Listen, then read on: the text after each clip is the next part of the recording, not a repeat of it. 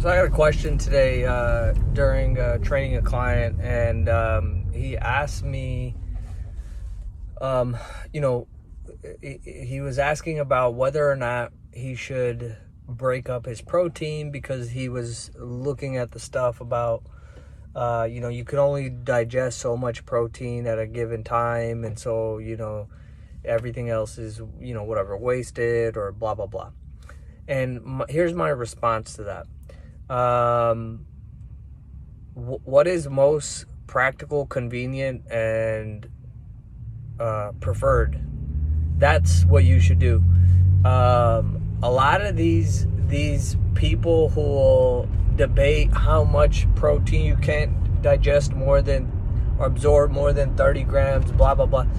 My answers are always very practical. It's like, well, how do you even know?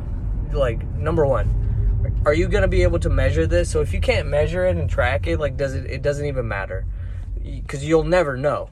Number two, I don't know any, observation is key. So I don't know any strong people or jacked people who limit their protein to 30 grams. It's like, if you're going to eat 60 grams, eat 60 grams, like, you'll be fine. A lot of strong people, a lot of very healthy people are consuming, big amounts of protein. And, thirdly, it's like,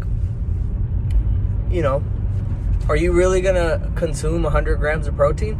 Probably not. So it's not really something to even be concerned about, because, you're probably just not going to do that. So, you're worrying yourself about things that are not necessary to spend your bandwidth, your mental bandwidth on. The thing to focus on is getting enough protein in the day, however is most convenient, practical, and preferred, right? And so for me, that's where, the Keystone foods come in.